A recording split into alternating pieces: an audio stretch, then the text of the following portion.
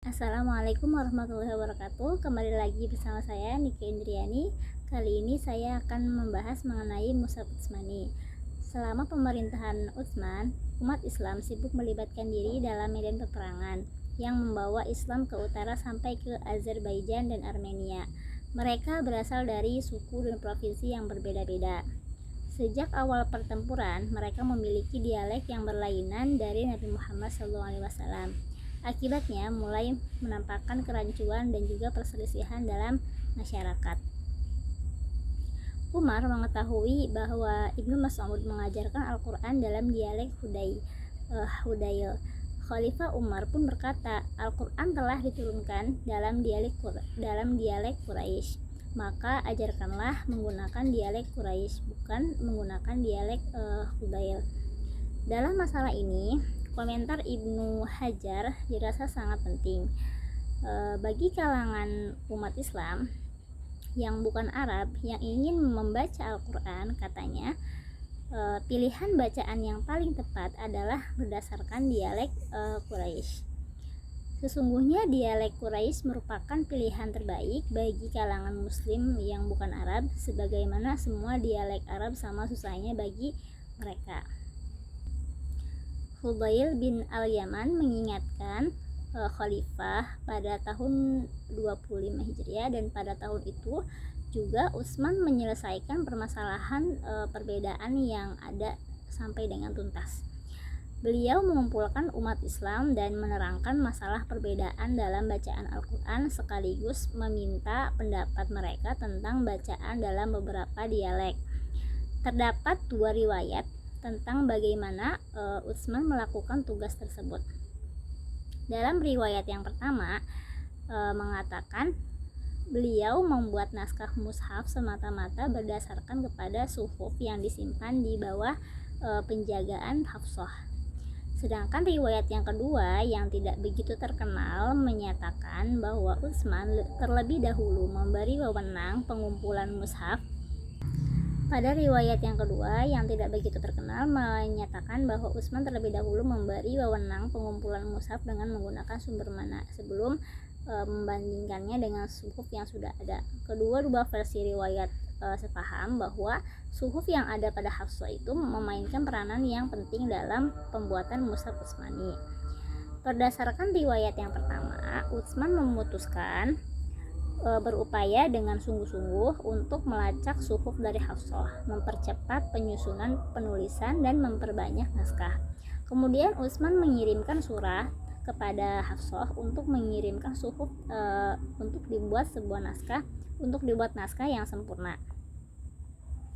Hafsah lalu mengirimkannya kepada Utsman yang memerintahkan Zaid bin Sabit, Abdullah bin Az-Zubair, Sa'id bin Al-As, dan Abdurrahman bin Al-Haris dan bin Hisam agar memperbanyak salinan naskah. Menurut riwayat yang kedua, Ibnu Sirin meriwayatkan ketika Utsman memutuskan untuk menyatukan Al-Quran, dia mengumpulkan panitia yang terdiri dari 12 orang dari kedua suku Quraisy dan juga Ansor. Di antara mereka adalah Ubay bin Ka'ab dan Zaid bin Thabit. Utsman mempercayakan pada 12 orang tersebut untuk mengurusi tugas ini dengan mengumpulkan dan menabulasikan Al-Quran yang ditulis di atas kertas kulit pada zaman Nabi Muhammad SAW. Dalam ceramahnya, Utsman mengatakan, orang-orang telah berbeda dalam bacaan mereka, dan saya menganjurkan kepada siapa saja yang memiliki ayat-ayat yang dituliskan di hadapan Nabi Muhammad, hendaklah diserahkan kepadaku. Maka orang-orang pun menyerahkan ayat-ayatnya yang ditulis di atas kertas kulit dan tulang serta daun-daun. Dan siapa saja yang menyumbang memperbanyak kertas naskah, mula-mula akan ditanya oleh Utsman, apakah kamu belajar ayat-ayat ini seperti dibacakan langsung dari Nabi sendiri? Semua penyumbang menjawab disertai sumpah, dan semua bahan yang dikumpulkan telah diberi tanda atau nama satu persatu yang kemudian diserahkan kepada Zaid bin Thabit. Utsman mengambil suhuf dari Aisyah sebagai perbandingan. Utsman juga mengambil suhuf dari Siti Aisyah sebagai perbandingan. Ketika Utsman hendak membuat salinan naskah yang resmi, dia meminta kepada Aisyah agar mengirimkan kepadanya kertas kulit suhuf berisikan suhuf yang dibacakan oleh Nabi Muhammad SAW yang disimpan di dalam rumahnya. Kemudian beliau menyuruh kepada Zaid bin Thabit untuk membetulkan sebagaimana mestinya. Utsman mengambil suhuf dari Hafsah guna melakukan verifikasi. Jadi pada waktu itu naskah yang dibuat sendiri telah dibandingkan dengan suhuf resmi yang sejak semula ada pada Hafsah.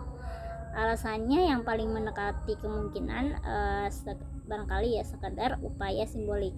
Satu dasawarsa sebelumnya, ribuan sahabat yang sibuk berperang melawan orang-orang murtad di Yamamah dan di tempat lainnya tidak bisa berpartisipasi dalam kompilasi suhuf. Untuk menarik lebih banyak kompilasi bahan-bahan tulisan, naskah Utsman tersendiri memberi kesempatan kepada sahabat yang masih hidup untuk melakukan tugas ini. Selanjutnya mengenai perkembangan alat pembantu bacaan dalam mushaf Utsmani. Pada awalnya naskah mushaf Utsmani tidak mempunyai pemisah surat. Permulaan setiap surah dapat diketahui dari ungkapan kalimat yang biasanya ditulis dengan jarak sedikit lebih senggang. Sekitar abad pertama Hijriyah, mushaf dikelompokkan ke dalam 7 bagian yang disebut manazil. Kelompok ini sengaja dibuat untuk orang-orang yang hendak menyelesaikan bacaan seluruh mushaf dalam waktu 1 minggu. Pada abad ketiga Hijriah muncul kesimpulan lain yang mengelompokkan Al-Quran ke dalam 30 bagian bagi mereka yang ingin menghabiskan tadarus dalam waktu 1 bulan. Pembagian ini adalah sebagai perkembangan kajian yang dilahirkan oleh Al-Hajjaj dan telah berfungsi sebagai alat yang bermanfaat untuk semua orang yang mau memakainya. Bermacam-macam batasan seperti menggunakan tinta emas dan perkembangan yang lainnya sudah digunakan menurut selera kemampuan setiap penulis. Tetapi ini semua hanya seni, tidak seperti pemisah surat dan ayat yang betul-betul merupakan alat bantu yang tidak akan kita bedah di sini.